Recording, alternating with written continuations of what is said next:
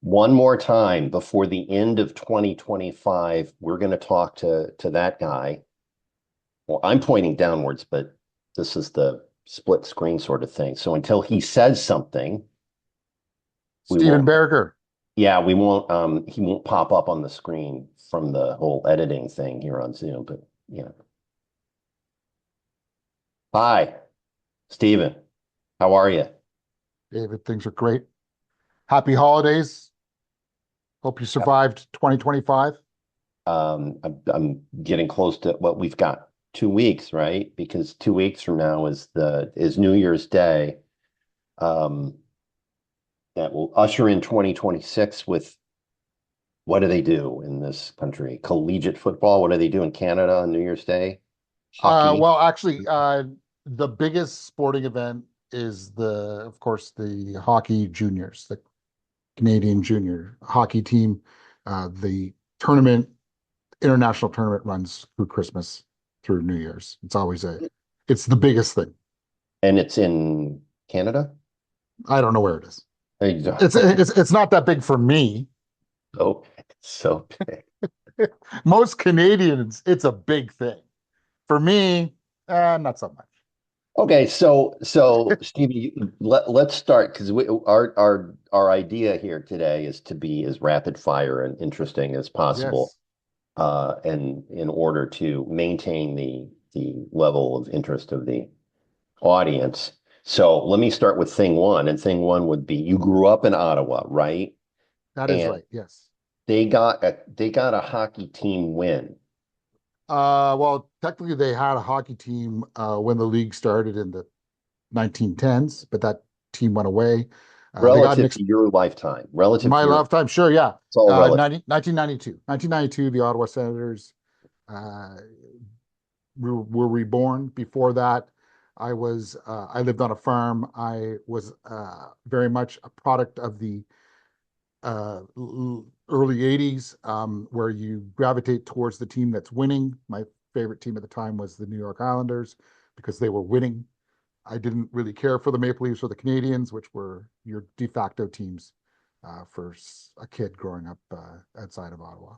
But yeah. And then once the Ottawa got a team, I was all in on Ottawa. And while I still enjoy the Islanders, to be honest, I don't really pay that much attention to hockey anymore. As you know, David, I'm very much into the United States National Football League. Yes, not to be confused with the United States Football League, That's which right, the existed National at Football one. League, where I am a diehard Detroit Lions fan. Also, I was thinking about this actually this week. I love the Lions, but if I did have a 1A team, it would be the Ottawa Senators. I do love the Ottawa Senators. I don't pay attention to regular season hockey because it doesn't get exciting until the playoffs, while every week is a playoff in the NFL. So I watch every Detroit Lions football game. Okay, and what are your thoughts on the last Yeah. 3 weeks of the season prospects? Because Lions The are last, yeah, eighth, right? the last 8 weeks of the season have been one win, one loss, one win, loss, repeat, and it's been very difficult. I knew it was going to be a difficult season because they had um, first place schedule. They had they had to play all the winners of last year's NFC. They had to play the AFC North, um, and they had to play. I think they had to play the NFC East. So it wasn't really an easy schedule for them. So I was hoping for 11-6. That certainly doesn't look like it's going to happen and squeak into the playoffs. I still have. I'm somewhat hopeful, but I think it's not their year, and I think that they'll finish eighth overall. Too many injuries. Safeties are both out. Laporta is really important. He's out, so it's really difficult. How do you feel about, I know that you're a Bengals fan. How does that make you feel? Ah, so everything in the off season that was supposed to happen happened, which is sign T. Higgins, sign um, uh, get Trey Hendrickson back. Um, the combination of Burrow's injury and just general typical front office being the Bengals front office. Uh, it's 4-10. Okay, so you finished 6-11, and it's somewhere in the first 10 draft picks. Yeah, yeah, yeah. I find it really difficult. I pay a lot of attention to football, and my problem, it must be really difficult having an owner of your favorite team that doesn't like to spend money when every team in that league makes so much money. And for some reason, the Browns, who own the Bengals, don't open up the wallet. It's crazy. Th- They don't, but then they did because the T. Higgins thing was the big offseason question, right? And Yeah. Burrow said, no, we're going to get it done. They got it done. So, but then they were like, well, let's just be as cheap as possible with Trey Hendrickson Yeah. and see where that lands. And that was, eh. Yeah. Uh, so he probably could have benefited from training camp, Yeah. which he only had the last week or so of, and he hasn't been as healthy. And who knows what that means for his long-term prognosis. But yeah, it's frustrating because they finally looked like they were ready to spend some money. But you spend the money on the offense, and you're hoping, I guess, that this is the next Dan Marino. And I'm also Yeah. hoping that it's not the next Dan Marino because Dan Marino got to one Super Bowl and then never got back and broke all sorts of records, but and was the greatest offensive quarterback of our lifetime. I mean, like not from a Yeah. title winning standpoint, but from a pure like the best pure quarterback maybe of our lifetime. Yeah. Him or Mahomes. Him or Mahomes. It's very close. Elway as well. But yeah, I get what you're Yeah, saying. yeah, and you can make various arguments, but yeah, it's highly frustrating to finally be on the cusp, but also on the precipice because I mean, the thing with Burrow is I it gets really tiring every year to be like, my God, I Yeah. hope you can stay healthy. I hope you can stay healthy, and then have what amounts to 2 years worth of freak injuries, right? That the wrist thing last year and then the toe thing this year, neither of these are as common as say blowing an ACL or something like that. Um, it's it's highly frustrating. But once your squad gets mathematically eliminated, which they were technically mathematically eliminated a couple of weeks ago, then you start to free your Sundays up. And I mean, I was able to spend my Sunday this past weekend in Indiana. My mom turned 80. We had delightful dinner with her and my brothers and my um, uh, family and all of that fun stuff. Um, and I didn't have to pay attention to the game because it would have Yeah. caused more more anxiety medication to have been needed to be prescribed for me. Yeah. My frustration is with Detroit's lack of movement with people. There, and I think there's something admirable about, hey, there are guys, it's our team, we're doing it with this group. This is our group. But when you see teams like the Eagles and the Packers and oh God, the Colts got Sauce Gardner for 2 first round picks. And I'm like we've The struck Packers with gold. Parsons. Yeah, Parsons, both but also, but like the Eagles got that guy from Miami, and I'm like, when these people are available and the GM for Detroit doesn't make any of these moves, it's very frustrating because I feel like we're one piece away, and instead of like these are our guys. These are our pieces. I'm like, hey, you know what? Let's trade some futures. Like Sauce Gardner, are you kidding me? It's so funny. Sidebar. My son was going through his room yesterday, 2 days ago, came downstairs and he had a bunch of jerseys and he pulled out one of his. He had a 2011 or 12 Darrell Revis Tampa Bay jersey. Ah, yes, nice. And a little small guy. It was so I'm like, oh, that's right, Revis Island. I would love Read it. someone like for that being on our team. Okay, we can talk about a bunch of things. I wanted to ask one last question about because you're a Chicago guy, but you're also an Indiana guy. How do you feel about the Indiana Bears? You must be excited.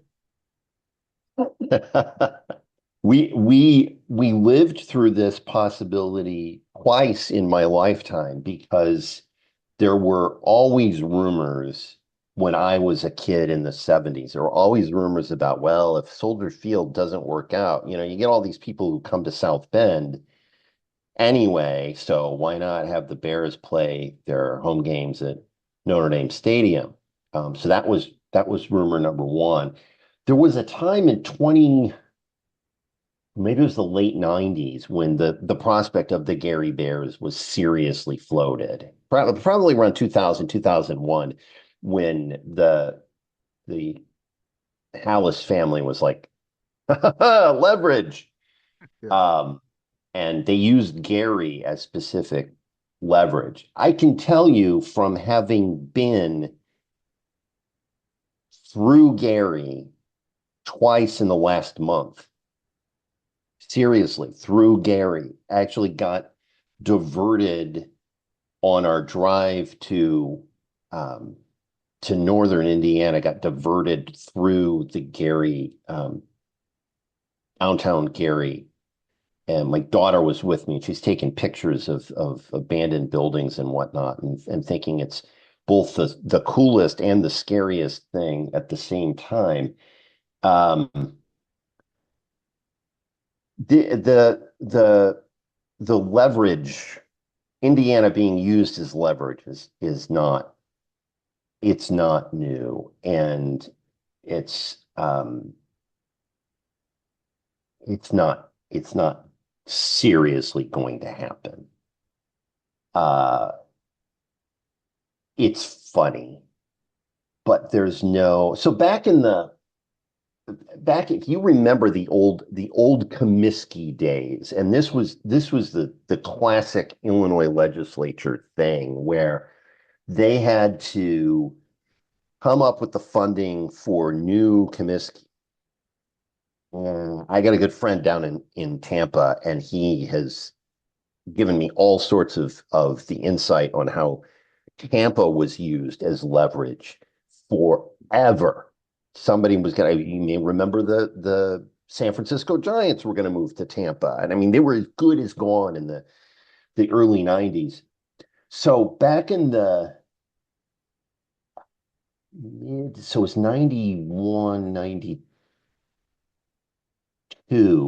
91 was when the new Comiskey opened. And so going back, 5, 6 years before that, there was actually a midnight deadline, and they went up and like stopped the clock or something. Like somebody was like holding on to the clock so that they could get the final funding deal from the state to build new Comiskey across the street from old Comiskey, Hope's favorite ballpark. And this is nothing new. They're just grandstanding and saying we need something to be used as leverage.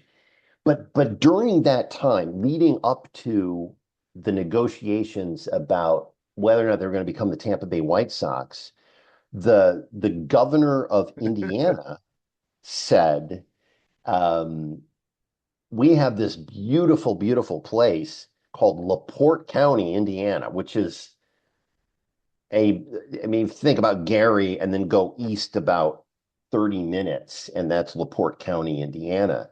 And they were like, we could put a ballpark in LaPorte County, and we're going to make all sorts of tax stuff available. They took out a full page ad I don't know, the Wall Street Journal or USA Today or the Tribune or something. That never got anywhere. That never got anywhere. So it's not going to happen, but what is a likely scenario here is number one, the city of Chicago's broke. So, and they know that, and there's not a deal to be had with this current administration in the city would keep the Bears in the city. It's not going to happen.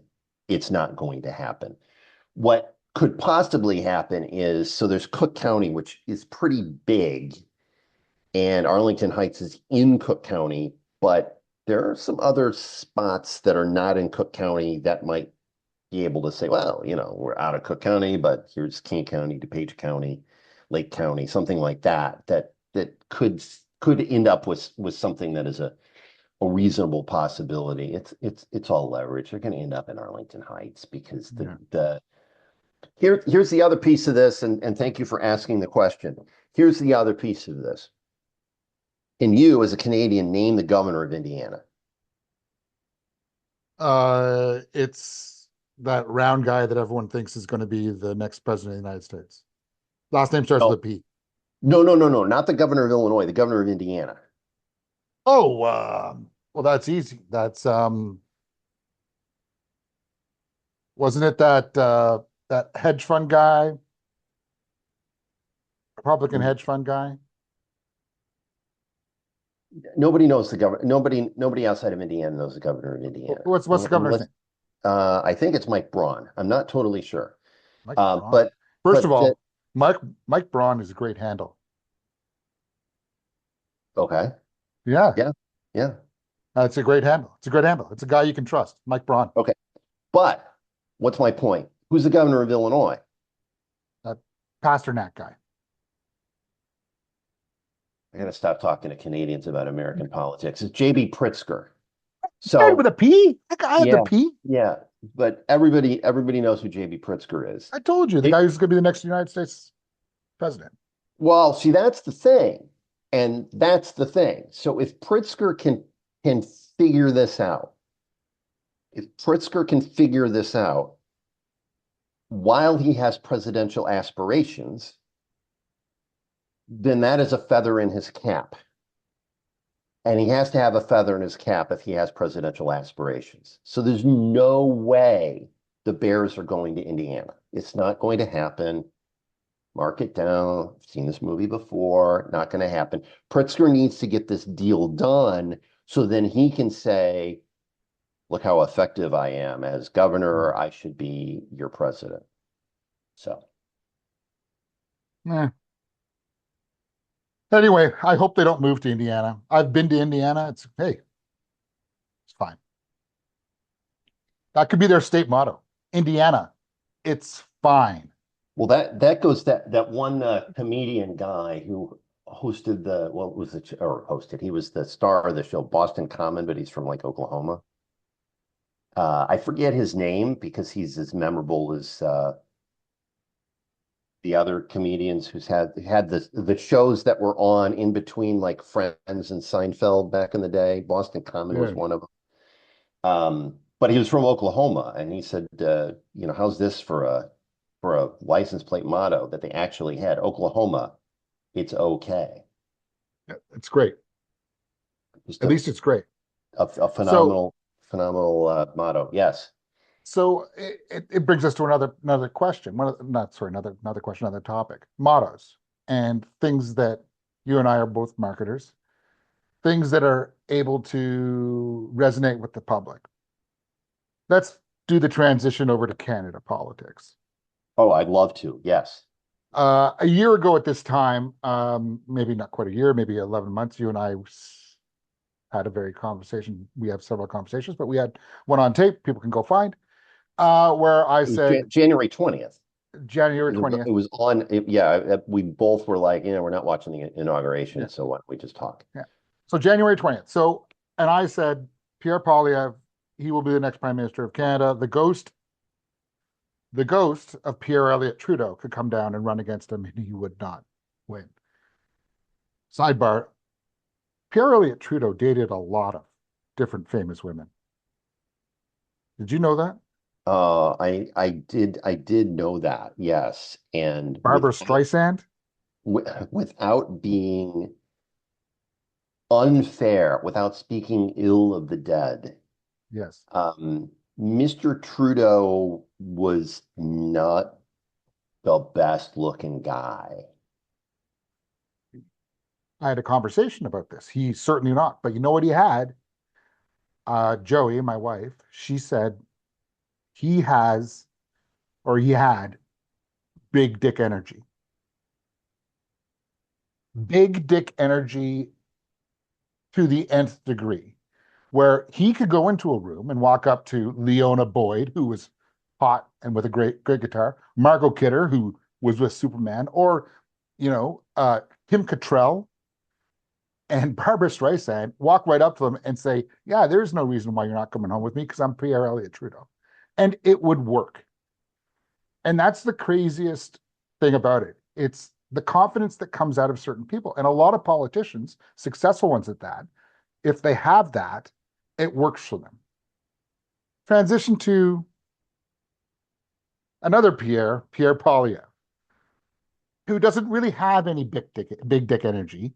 He had a slogan, and he had a slogan which was "Axe the tax," and he had a slogan which was "Fuck Trudeau." Those were his two slogans, and they resonated so well with the Canadian public. Everyone loved it. Not everyone, but if you were of a certain persuasion and ilk, you loved it. I think I told you I saw someone with a "Fuck Trudeau" tattoo in a liquor store once. That's how much that message resonated with the public. Once Trudeau was pulled out of the equation, that Pierre and his team didn't know what to do. Fuck Carney doesn't work.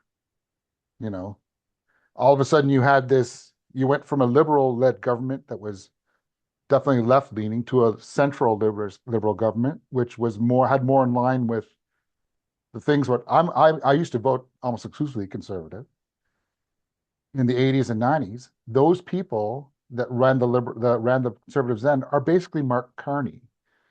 So all of a sudden you had all these other people were like, well, I don't really care for Pierre anymore. I'd much rather go for someone who's a builder and a centrist. And that's all of a sudden Mark Carney came in and was able to steal all those people back. And he hasn't been able to pivot. Pierre hasn't been able to pivot. And I probably spend a little more time than I should looking at messages and critiquing messages. But his messages, it's the same sort of slogan. It's like he sits around with a room and he works at like a workshop and he's like, okay, what do people think about costly liberal majority? And people are like, oh, I love it, boss. Let's go with it. And it's like they do it without any focus groups. They come up with a slogan and they send it through, but they don't do the actual legwork to actually whether it resonates.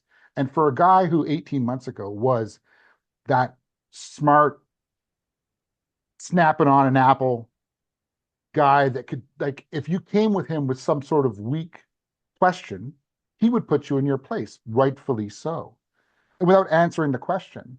So people have gotten smarter, but he hasn't gotten smarter. And that's the saddest thing about the story. And so now we've just had a recent last week, someone in his cabinet, or sorry, his cabinet in his one of his MPs crossed over to the Liberals. And all he does is just kind of like, backroom deals, blah, blah, blah.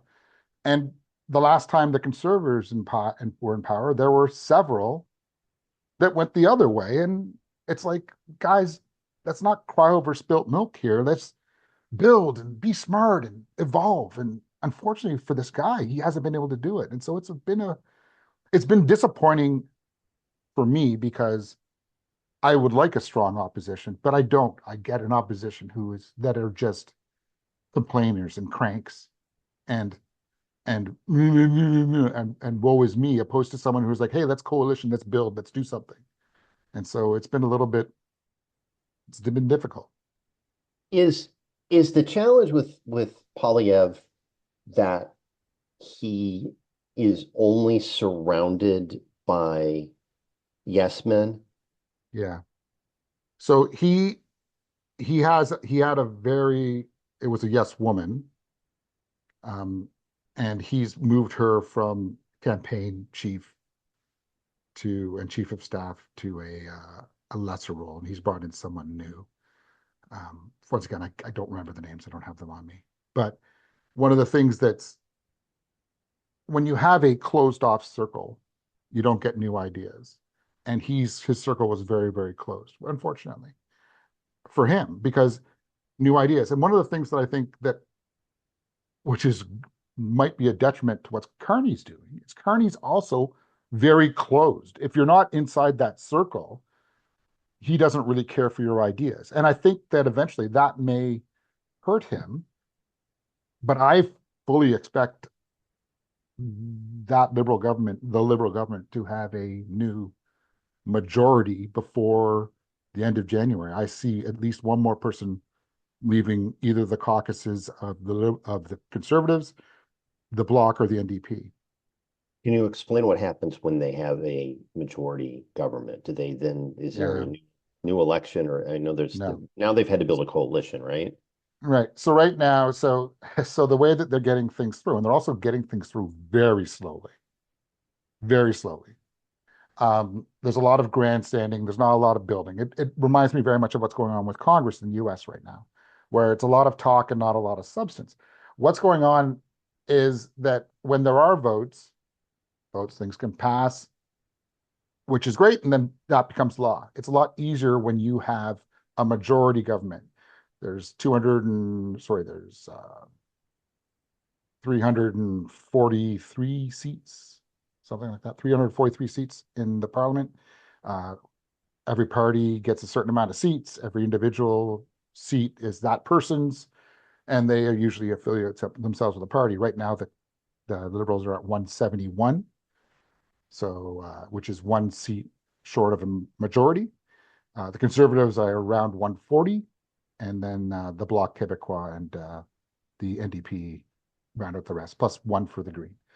So if they get to that magic number of 172, it makes all of a sudden voting gets a lot easier.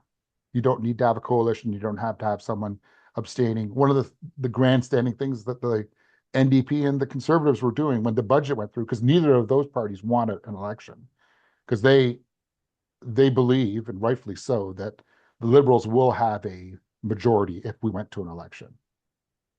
So they had people who were magically not available to vote. And this was quite funny during the voting of the budget. The former leader, not the guy, two guys, two times before, was like, "Oh, my app didn't work. I vote no." But he only did that after he realized an NDP person was voting no anyway. So he was going to abstain, but then realized he didn't have to abstain. Anyway, it's. I hope things get move along. I actually would prefer if we had a majority government, because then all of a sudden your messages are galvanized. You can move forward in a straight line. I think that's important, because right now I think it's not working the way it is. What's the biggest issue in Canada right now? Trade, trade is the biggest issue in Canada right now. Trump didn't do anybody in Canada any favors, so it's we talk about it a lot, and we talk about uh, job losses. So it's not just as simple as, oh, AI is taking jobs and whatever. It's manufacturing jobs and things like that. So companies that were running 3 shifts in Canada are now running 2 shifts in Canada. So at certain different, whether it's an aluminum or steel manufacturing organization, or whether it's a car company, jobs are being lost. What Canada's doing to kind of combat that is they're moving very quickly with major projects, so that different manufacturing jobs can be saved, because they'll be manufacturing steel and aluminum and doing infrastructures like roads and mines and things like that. Because where I live in Ontario, we're very rich for minerals, and we have a massive province that is, I don't know, 5 times, not 5 times, but it's 4 times bigger than Texas, and majority of it is uninhabited, right? It's just full of unlocked minerals, precious minerals that we can drill and sell to different countries and mine, etc. Saw a thing, actually saw a piece on CBC a couple of weeks back. Yes, I watch. Thank God for this Samsung Smart TV where you can just pull these channels down and all you need to have is internet. You don't need a subscription. So CBC is one of them. So I happen to be flipping through. This is a week and a half, 2 weeks ago. And they were talking specifically about a guy who it's a startup manufacturing organization. But what they're doing is manufactured homes made entirely in Canada because before it used to be, and it's somewhere like Ontario, close to Michigan type Yeah. thing, right? It used to do was, well, you got to get this piece from this place and this piece from the US and all of that. And he's like, well, we can't pay tariffs, so we've got all this stuff here. Why don't we make that? But his take on it was you're solving two problems at once, which I found interesting. Problem one is how do you have everything done domestically uh, to avoid the tariff issue? And the number two is that it sounds like there's some provinces, not necessarily Ontario, where there's a big shortage of housing, which is one of the gripes here in the US too. It's like, can you ever get into an affordable home if you're a young family just starting out? So that's one of the ways that this chap was aiming to solve the problem was to do the manufactured housing thing, which is not the mobile home, but it's built in a lab for curated in a test tube and then turned into a house. Um, it's not actually curated in a test tube, but you know what I'm saying. And then shipped out to another part of the country. I found that a fascinating take on this whole tariff thing. And well, just gonna make as much of the stuff here in Canada as Yeah. can. Yeah. The housing thing's really interesting. And we have a housing problem. Um, we do and we don't. I find it very interesting because we have a lot of available housing for all of the manufacturing and construction of buildings over the last 15 years in the town I live in, Toronto. A lot of it was focused on small, compact units under 500 square feet. Well, people will be happy they'll live in a 500 square foot studio condo and they'll pay $500,000 for it. And this generation, your kids' generation, my kids' generation, and a little bit older are like, nah, you know what? I can still live at home. I don't want to, do I really want to live in? And so all these mutual fund companies, not exclusively, but a lot of mutual fund companies have bought these apartments and can write them off as losses because they're not filled. And it's like it's a compacting uh housing shortage thing. Also, a lot of people don't want to live outside of Toronto, right? Do you really want to live in a 2-hour commute away? Like that's a difficult thing, right? I'm very fortunate that I was able to buy a house, you know, at a certain figure that I could afford, and we had two incomes. We had, married, and we're able to do that. Is it the biggest home in the world? Nope. But is it in Toronto? Yes. And I'm very fortunate and very happy to have it. It's like one of those things that, I also worked 30 years to kind of get a home, right? And so I totally feel for the younger generation, but I'm like, also I understand why they're giving a big middle finger to, no, I'm not going to buy a 500 or a 400 square foot home for 400,000 now because what's the point, right? Yeah, and I think there's also kind of this, is it the tiny home movement or the whatever, where it's the assumption is, oh, these things are so cool in this small space, you don't need a lot of space, and at least you can own something. But to your point, huh?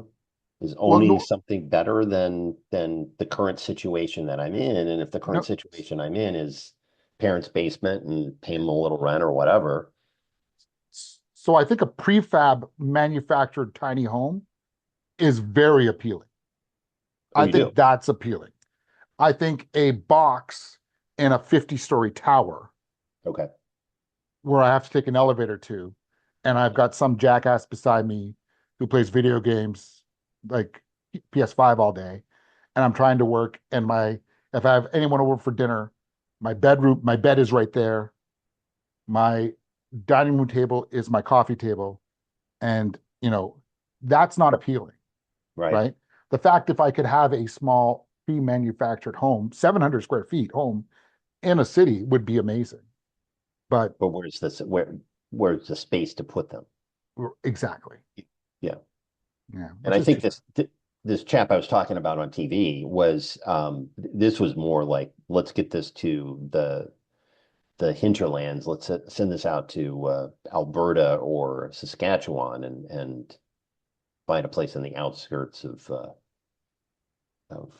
Regina or whatever. yeah. And So which is a very interesting thing. First of all, hey, congratulations to the Saskatchewan Roughriders for winning the Grey Cup. yeah, But um, the the province of Saskatchewan um, may have 1 million people in it. It may. I don't. Maybe it does. I don't. Maybe it doesn't. It's close. I live in Toronto. We have 6 million people, right? It's like there's plenty of land in this province for people. Sorry, in this country for people, because people don't want to. People don't know where they want to live, right? So, or sorry, they know where they want to live, but they just not open to other ideas, which is crazy because also let's do quite another little tangent. I'm not sure how things are going with in the US, but for the most part, federal workers are now being mandated to go back to work, which I don't understand, opposed to working from home. So if you lived in Saskatchewan, you could work from home for a company that isn't in Saskatchewan, right? But the now all of a sudden you need to be in the office 3 days a week, 4 days a week, every day this week, every day of the week. And I find that confusing. I understand why people do it, why companies do it. We don't trust employees. We have this space already. Um, but also it's like, is it worth you know, the mental health of the last 5 years that employees have gotten used to? Um, you know, I I I don't believe that people are less productive outside the office than they are. I don't really know if that's something I agree with. You know, I don't have any data to show otherwise, but I find that that's very interesting as well. And anyway, it's a leverage thing. So, and right now, the job market, as far as I can tell, the leverage is in the hands of the employers. So they can use whatever tool. And there's also a big quote unquote boomer mentality with management where, oh, you have to. I tell the story of having a job in Chicago 30 years ago at a company that you've heard of, and having an executive walk the halls. This was, yeah, 30 or so years ago, having an executive walk the halls and report back to another executive of who looked busy and who didn't. And that mentality still exists. And if you can if you can look on a spreadsheet and, okay, we used to have people working from home. Now we've asked them to come back a couple days a week. And you look at a spreadsheet and be like, oh, well, these people are coming in X number of days and these people are not. Those who are not as productive. or they don't look as busy because I can't see them. It's a power thing, a leverage thing. It's a how do we cost justify our assets Yeah. thing. In some respects, it's a save the downtown thing. We see a lot of this in Chicago where the executive groups, the Chamber of Commerce types will be like, well, we need people downtown. We need to make downtown better for everyone and blah, blah, blah. But the reality is that we have shifted. I understand that there are certain jobs. If you go to Target, you don't, you can't, if you work at Target, you can't work from home. I Right. get that. I understand there's certain sorts of things that the shift cannot happen, but we're in a knowledge-based economy, and the getting away from the butts and seats thing and getting towards the are you productive or not thing is where it needs to go.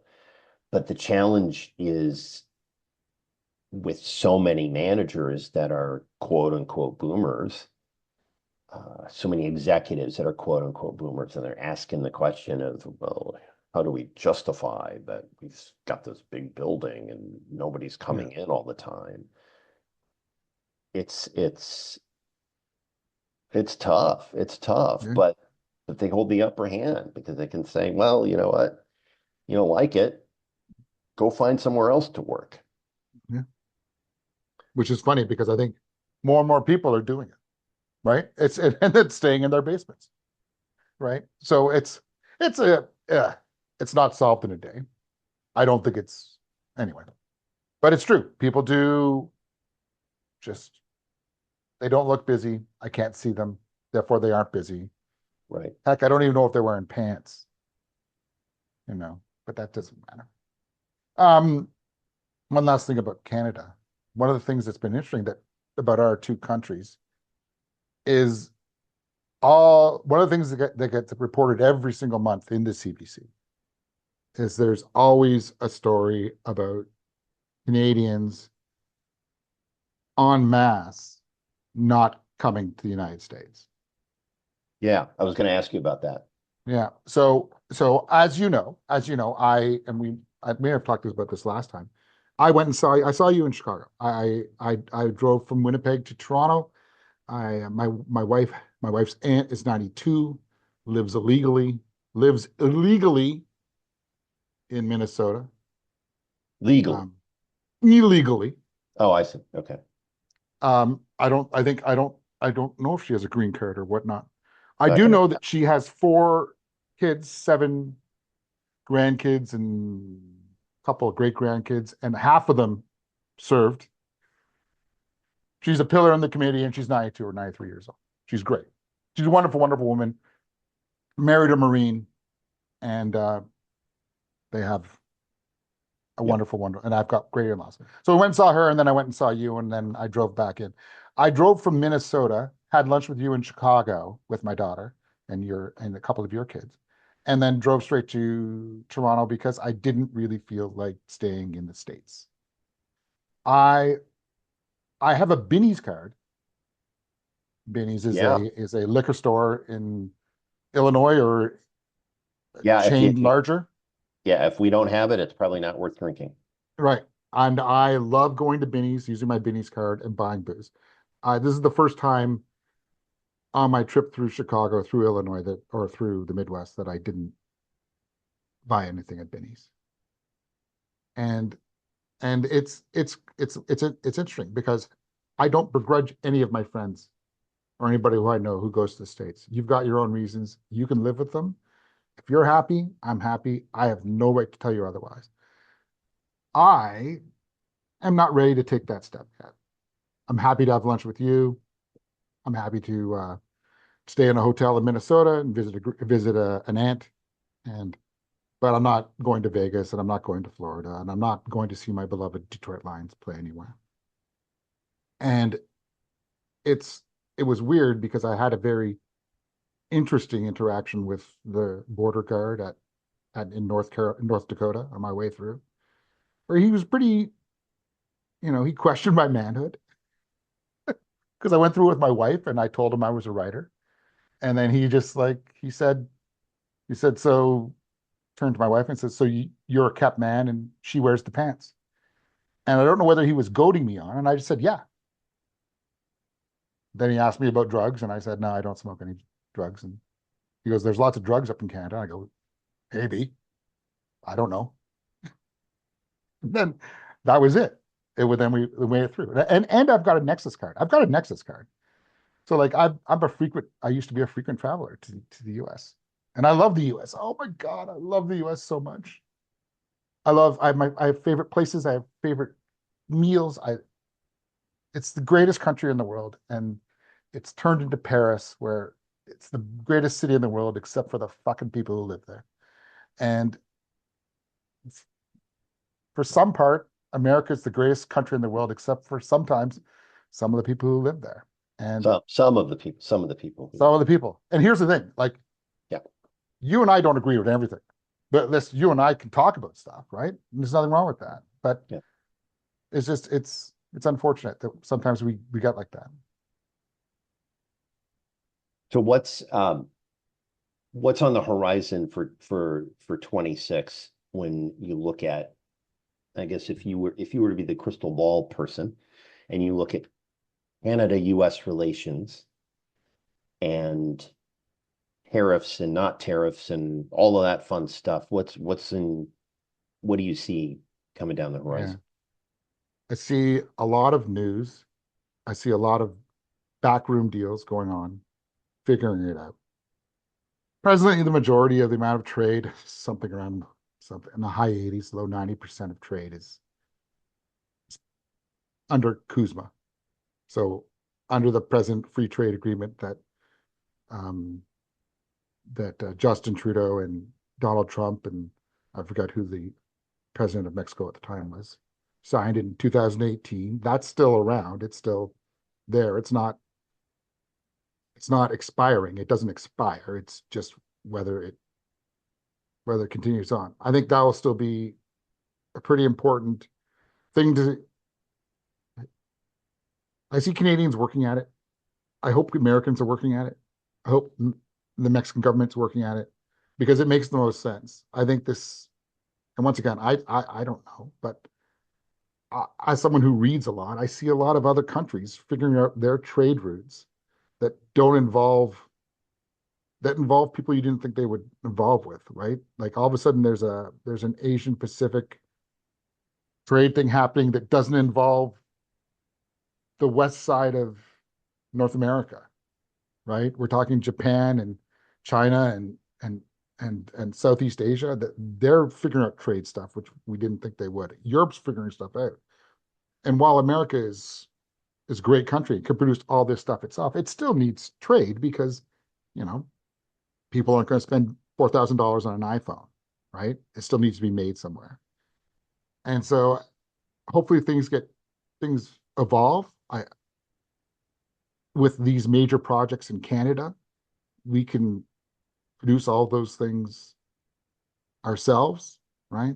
We still get we don't get our oranges anymore from Florida.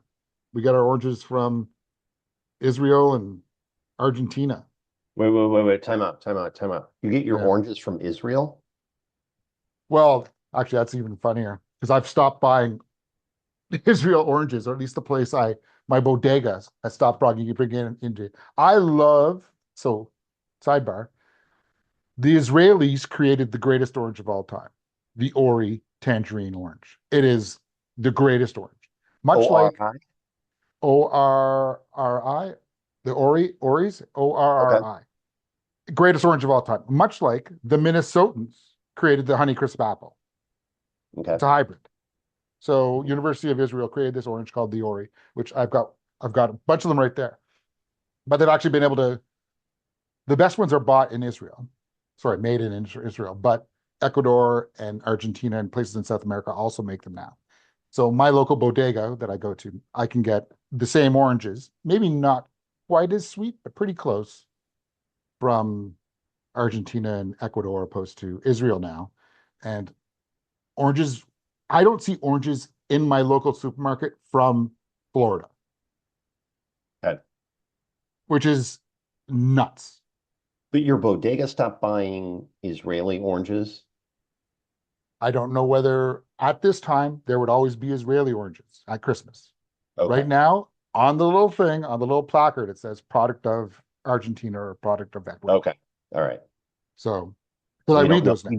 Yeah, we don't know exactly what has happened there We or don't know whatever. whether they're keeping all the oranges, Mhm. whatever. Okay. But the Yeah. orange is the greatest orange in the history of orange.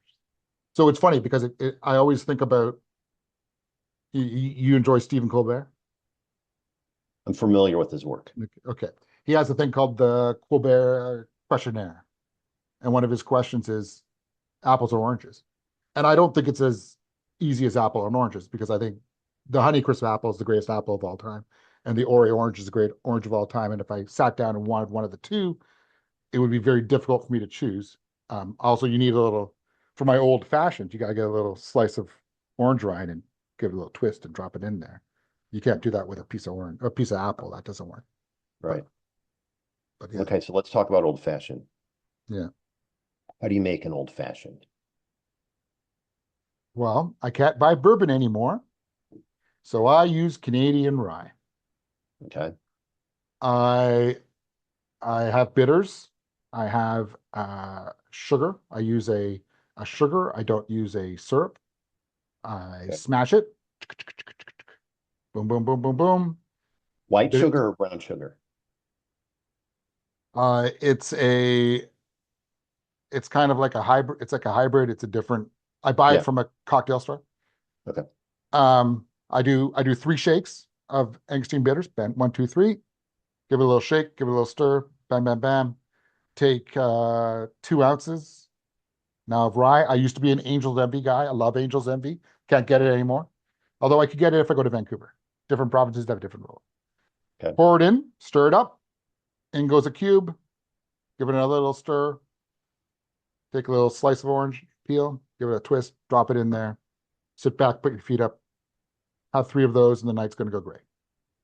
You, sir, Okay. anything difference? Well, before we get to that, I want to talk about are you a craft ice guy or you just get a big cube and say screw it? So I love a big cube. I think that's hilarious. Uh, Christmas time, we'll make big cubes. Okay. Uh, I have a ice maker, a portable ice maker. I plug that in. It gives me small little cubes. I'm also a type of person that I'm happy just to taste the booze. Mhm. I like it cold, but I'm happy just to taste the booze. Yep. So if I'm drinking just a bourbon or just a whiskey, normally I won't have a cube, but in an old fashioned, I'll have a cube. Okay. All right. Dilute the sugar a little bit. Okay. So it Yeah. sounds like I need to get some bitters. You don't put bitters in your old fashioned? I don't have old fashions. I've only recently. So a little bit about me. I, for the longest time, was not a bourbon or whiskey person. And then I took a very, very serious break from drinking for a long time. Like it was a couple years, where I just was like not even touching the stuff. Used to be a beer guy, used to be a wine guy, less and less of those of late. I got I got into whiskey slash bourbon somewhat recently, mostly because I also quit drinking soda, so Coke and Diet Coke and all that, mostly for health reasons. But I got back into, I guess, within the last couple of years, having it started with a rum and Coke, Yeah. and then it has evolved into a bourbon and Coke or a whiskey and Coke. But my tastes are not that expensive. So we're talking, I've got an Evan Williams bottle, and I've got before that was Jack Daniels. I realize it's Tennessee whiskey and not bourbon. I understand that. Before that, it was something that I picked up at Target that I hadn't heard of before. Probably have a picture of the bottle. It was fine. But my goal then was if I'm mixing it with Coke, this is not something I'm gonna sit and care about how much I'm not gonna put the expensive stuff and mix it with Coke. So you're familiar with a movie called Caddyshack? I've also heard of it. Yes. Yeah. Yeah. Um, when Ty says we have a pool and a pond, you look like you're more of a pond kind of guy. I'm a pool and pond guy. There are moments where I'm all pond all the time, but there's a fancy pool guy inside me where I'm very, very pool guy. So rum and Coke, dark rum. I don't want white rum, dark rum, boom. So this holiday season, hey everybody, we've hit the holiday drink part of the podcast. Um, I will definitely have rum and Coke available stuff, and I'll have more of the cheaper brands of rum and whiskeys, but I'll also have definitely types where you just want to sip it, and Okay. tequilas. So I'm a pond whiskey You're drinker. mostly pond, yeah. You're like Bill Murray. You're mostly a pond guy, Okay. pool and pond. But yeah, so margaritas, anything Blanco works great. Uh, but if I want to sit around and drink I want an añejo or I want something a little more special. But right at this stage, actually, I'm in the market for a fancy tequila right now. Okay. I'm in the market. So what's your thought of the celebrity tequilas versus or do you not? Are you more of a pond tequila drinker? No. I spend a ridiculous amount of tequila, Okay. but I don't need George Clooney to tell me it's good for me to know it's a good tequila. Um, Right. uh, a big difference from the United States and Canada is our liquor is mostly it's brought in by the province. So Clooney's is Casamigos, is that right? Yes. So that's readily available, and that's a fine tequila. Um, I'm looking for something out of a clay bottle for an añejo, usually a clay bottle, and then if I'm being anything for a margarita, I like something kind of. I don't want a Patron, but something in that Patron price range. You know, I also don't add sugar to my margaritas.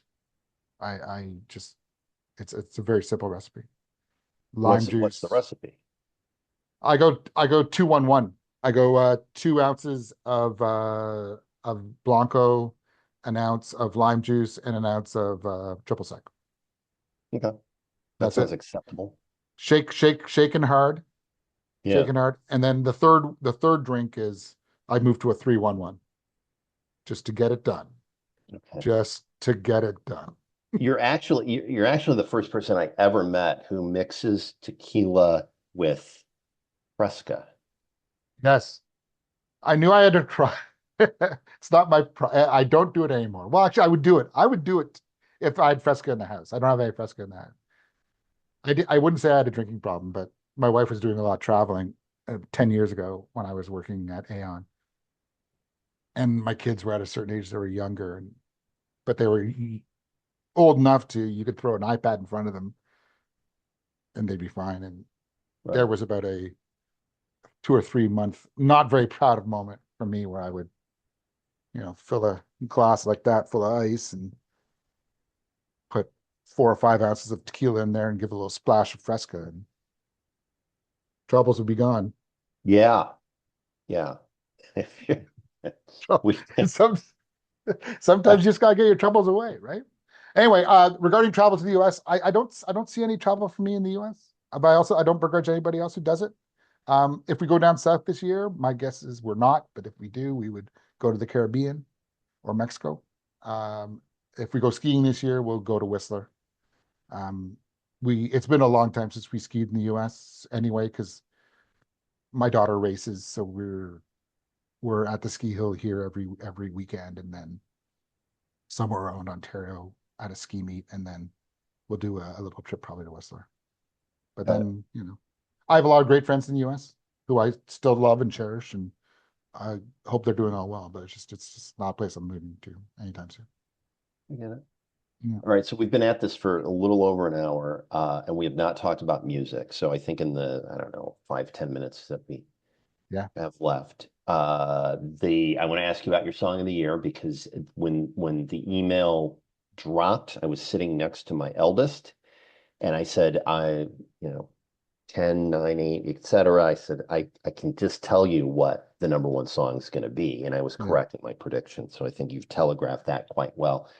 Tell our viewers, listeners, readers, what the number one song was this year. It was Hey You by the Bel Air Lip Balms. I listen to a lot of music. You can find my Substack at you can just type into Google, Link below. We'll link put a below, link below. link below, but also the Velcro Staircase music. Google search, it'll get you there.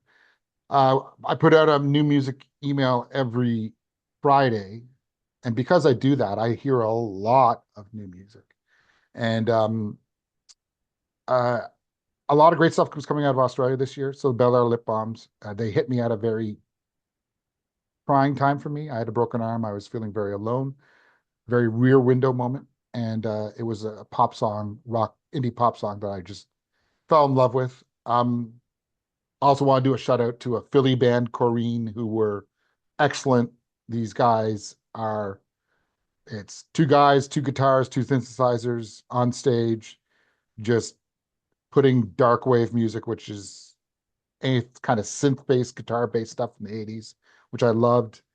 Um, Ethel Cain, she had in a great year, two very completely different albums. Both are wonderful and challenging at the same time. So I love when people do stuff like that. And then I'm going to highlight a band from Nova Scotia, Cape Breton, Bogums, Gums Jums, Boojums, Yeah, I'm guessing Boojums, but Boojums, that's what I'm Boojums. guessing. Yeah, But but they remind me of old time rock and roll. They're a little cheesy, but the bassist plays an 8 string bass. I love it. The drummer, it's a simple drum kit who bangs out stuff, and the lead singer kind of looks like my accountant. And what? the pop songs are great.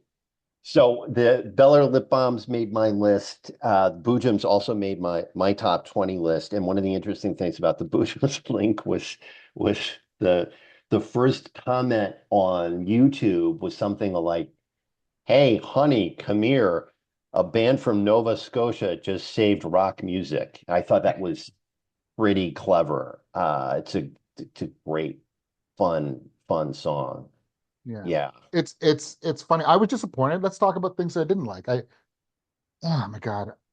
I like to talk to Taylor Swift fans about what's going on with Taylor. I I like Taylor Swift. I think she's released some incredible, incredible stuff. Confessions of a Showgirl is definitely not one of them.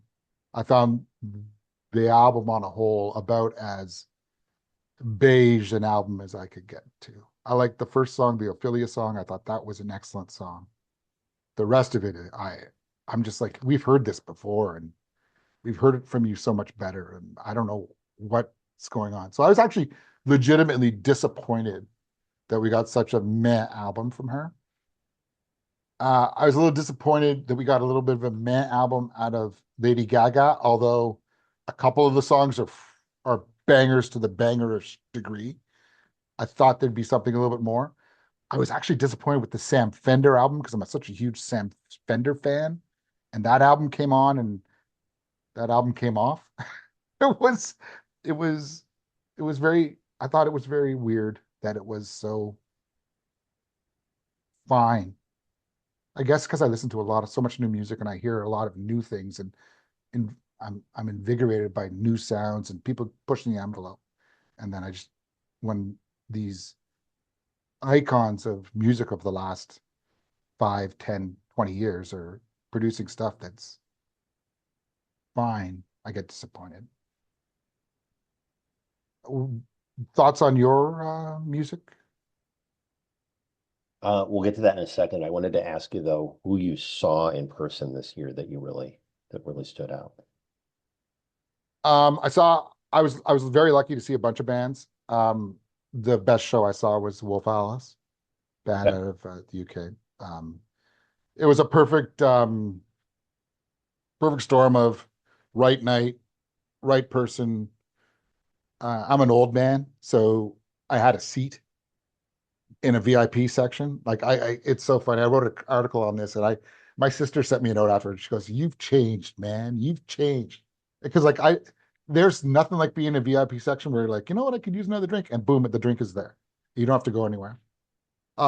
They are a band that is should be on the cusp of just absolute amazing stuff. So I was very happy with that. Did you see any good shows this year? I didn't see a lot of shows, so I'm gonna have to put the one that I saw, Jack White, at the top of the list. I missed a couple of opportunities that I am kicking myself for. One is that Bar Italia Yeah, yeah, in Chicago a few weeks ago. I missed that. I am really enjoying that band.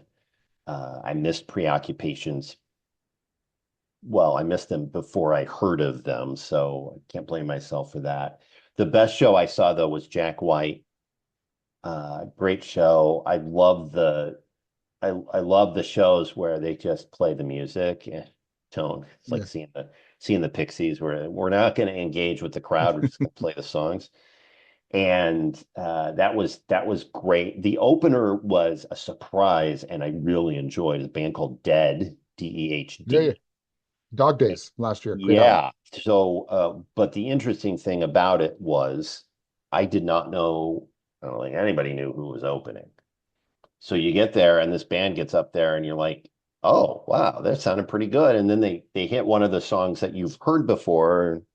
Like, wait, I've heard this. And then they hit another song you've heard before. And like, okay, this is either a really ballsy group who's covering stuff that you hear on XMU, or it is actually the group that recorded the song that you heard on XMU. And it was the latter. So I would see them again. I thought that was a Yeah, that they're was a fun they're show.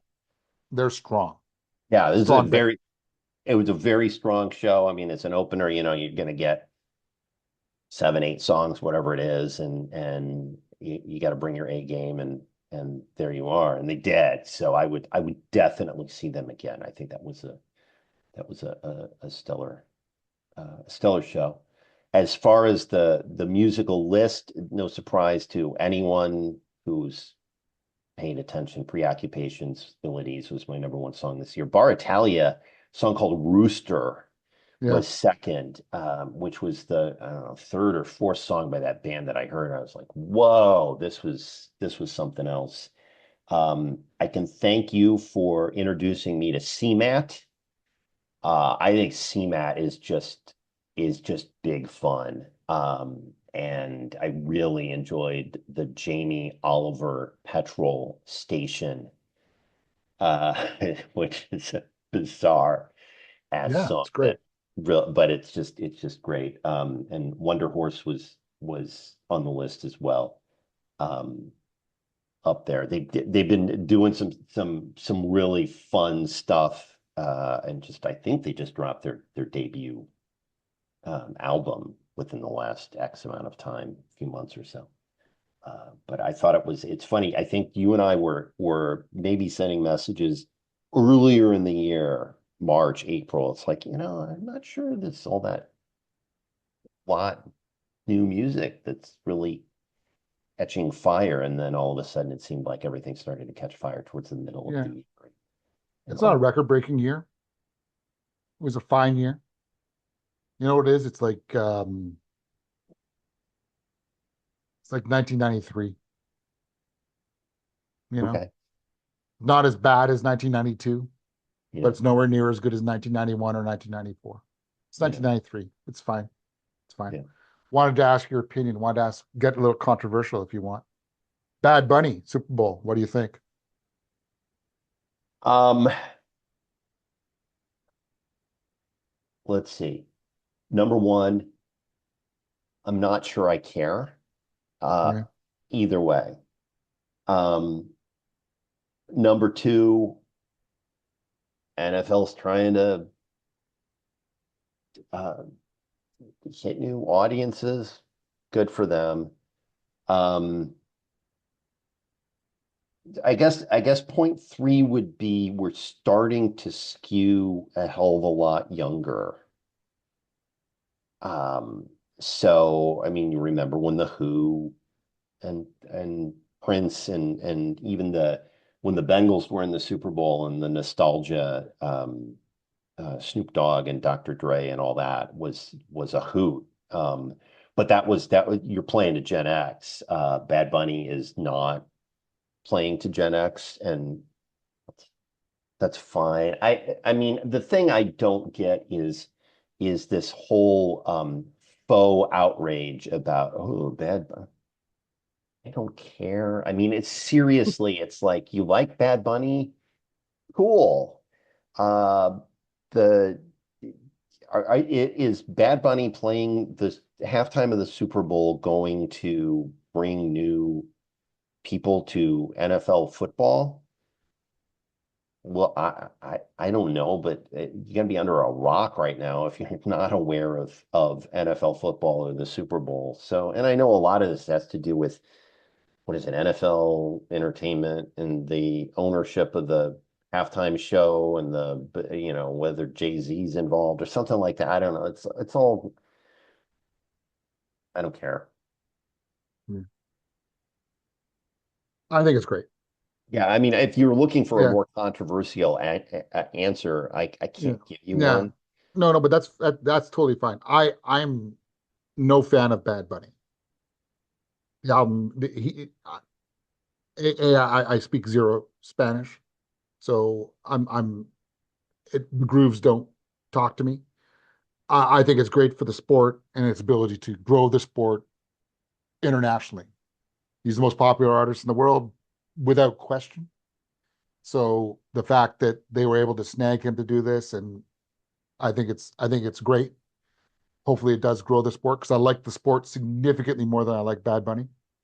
Um, and I would love for football not to be about betting anymore, right? Sports betting. It, Bad Bunny, I think, will make it a little more fun. So I'm happy about Um, should they bring back Up with People? it.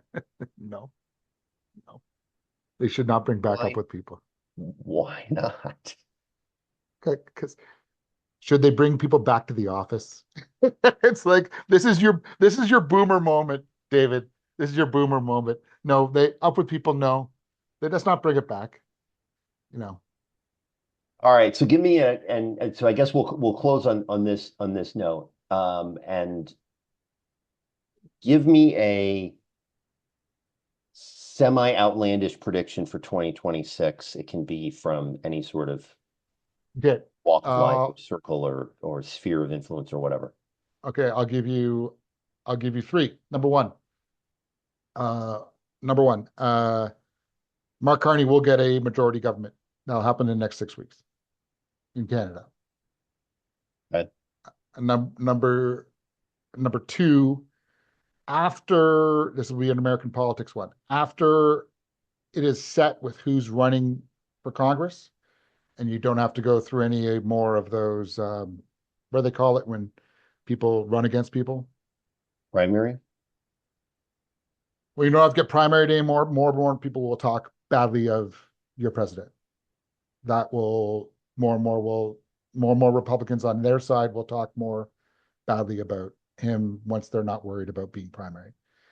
Number three, 2026 will be a much better year for music than 2025. Also, 2026 is going to be a monster for box office movies. It'll be, if you're into movies and into big popcorn movies, 2026 is going to be a smorgasbord of trips to the box office. You're going to love it. Okay, let's zero in on that because I don't want to let that one go. Are there gonna be any movies that don't suck? Oh, Yes. I have I I have really big hope for the Odysseus movie, Odyssey movie, Okay. uh with what's his face? That director who did Oppenheimer, whatever his name is. Um, that movie's gonna be good. Um, I have I hope that the new Avengers movie is good. I hope the new Meet the Fockers movie is good. So I think that there's an opportunity for there being fun movies out there. But the only one of those is not a sequel. Oh, it's all sequels all the time. As far as I know, there's two original movies next year. There's only two. There's only two, David. Okay. And they are There's there's the Odyssey movie by the the guy guy who from did Oppenheimer. Fuck it. Anyway, he also did Inception. That's a good movie. And Spielberg has a new one which confused the hell out of me called Disclosure Day, which I don't understand, but that's for someone else, not for me. So Hugh Jackman has something to do with sheep, yeah, animated sheep. I just saw yeah. that breaking. It's Uh, a it's a movie coming out in May, a New Zealand movie or an Australian movie, and a bunch of sheep are detectives and voiced by very famous people. Um, Julia Louis-Dreyfus is a sheep. Patrick Stewart is a sheep. I wouldn't be surprised if Billie Eilish was a sheep. I don't know. A bunch of people are it, sheeps. it's gonna be bad. Yeah, I know. It's gonna be bad. One last thing. Your favorite Rob Reiner movie of all time? Mhm.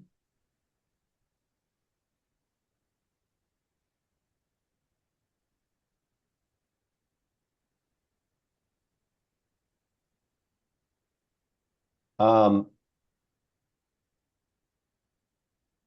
I would. It sounds cliche to say A Few Good Men, but I'll say A Few Good Men. Um, but it sounds out of nowhere to um bring up The Sure Thing. But that No was one would a lot of no fun. one would say the sure thing.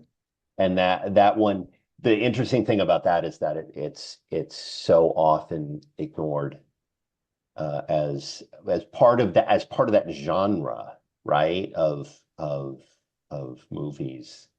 It's one of the more memorable that era of John Cusack type um, Yeah. coming of age comedy type things. I was a fan of When Harry Met Sally. I mean, yeah, it's tough to say. Um, what was he had like a dud though, right? Like a Oh, re he had several duds, but toward from 1984 through 92, he was pretty much unstoppable. yeah, Um, Stand By Me is a great movie. Princess Bride is a great movie. A Few Good Men is a great movie. Spinal Tap is a great movie. Sorry, this is Spinal Tap, great movie. And When Harry Met Sally might be the greatest rom-com movie of all time. And then the funny thing is he did such a great job with Misery. Such a great yeah, job with Kathy Bates was terrifying. And I watching that for the first time in the theater, I was mesmerized. And he was able to do that. And I thought, a it lot was of funny. range. Yeah, a lot Yeah, of range a as lot of a range. It was funny because there was a time where a Rob Reiner movie for me was that is a date night. It's not going out with my buddies, it's a date night. Mhm. And it's going to be a great time. Anyway, I'm very sad that chapter has ended, but I will cherish his movies for a long, long There you go. Stephen, thank you. It's been a treat as always. I'm sure we'll message each other before time. David, Christmas. What's on the David. Christmas menu? Last question. What's on the Christmas menu? Oh, Rack of Lamb, I already bought it. It's gonna be great. Pierogies, rack of lamb, rack of lamb, cabbage rolls, uh, some sort of potato, maybe. Uh, we'll do some sort of pie, and then a bunch of seafood. Christmas Day starts with crab omelets. Once again, a little pondish. Crab omelets made by me. It's a tradition my mom taught me, and Wait, why is that pond? That sounds pool. oh, that's pool. Yeah, But sorry, other yeah. stuff. So sorry, sorry, a little pool, not a little pond, a little pool, Okay. little crab omelets. What are you doing? Strip loins? Steaks, Yeah, huh? Steaks. There's a thought of doing the prime rib, and I've seen the technique behind the prime rib of 5 minutes a pound at 500, and then turn the oven off and leave it in for 2 hours. yeah. I go the other way, huh? I Yeah. go the other way. In Okay. the oven at 200, Okay. And then take it out, like cook it for, depending on the size, cook it for like 3 hours at 200, get up mhm, to 115 or whatever, take it out, crank the oven, okay. and then toss it in, and then slice.